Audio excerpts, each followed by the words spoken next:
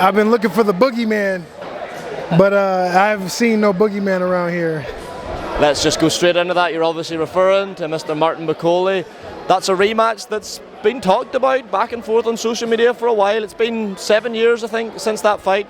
First of all, what have you made of Martin's recent showings in the ring? He had a great win against Jared Anderson, and then the Joseph Parker fight was what it was, and then most people were pretty disappointed with the showing against F.A. Jack. But just talk to me a bit about Martin McCauley. Well, that's the last time I've been tested, and since I gave out the blueprint, he's been the boogeyman, and he hasn't performed at his best. But I still think he's very dangerous. He just needs to get his weight down, and I feel like I fought the best version of him. He was at 257 when I fought him, so I think that he did very well with Anderson, but he was still too big. If Jared Anderson would have came in the right mindset and had the right game plan, he could have beat him. But sometimes it all just depends on the strategy, and I think he sacrificed his boogeyman status for the money, for the big show on Riyadh, and it panned out how it panned out, and it is what it is. So hopefully he'll revenge a couple of those L's that or one L that he took in the bad performance. But hopefully that he does good, and we'll meet somewhere down the line. I want to circle back to yourself. WBA world title fight, Kubrat Pulev next month. How are we feeling in preparation from that, and what did you make of Kubrat's win over Manuel Char?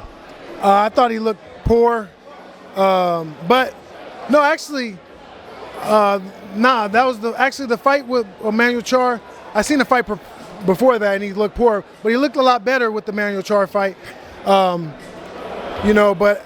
I know that they're running and they're trying to stay away for as long as they can, but eventually they're going to have to step in the ring with me. Yeah, that's what I was going to say. You're always someone who's maybe struggled to land the big name fights, but do you think this WBA title can open the door to seeing Michael Hunter in one of these Riyadh season shows against a top 5, top 10 heavyweight? Yeah, definitely. I definitely think it's going to take a little bit more time. It's not as smooth as as if I was on a Riyadh season show or Queensberry, something like that. But I think at the end of the day, the WBA is going to honor it. They have already put the resolution letters out, and they've already have the storyline out. So once I beat him, I'll be looking to come to Ipswich and look for my man Fabio.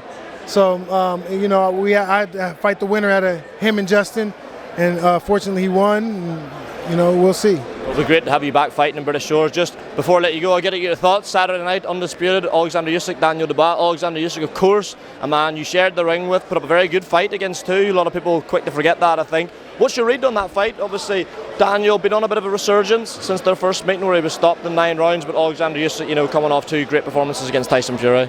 Yeah, I think may the best man win. I think anybody is capable of winning this fight. Daniel has a lot of different things that aspects that he didn't have before, which is like the ref and home court advantage and stuff like that. That a lot of that stuff plays in the factors before and during the fight.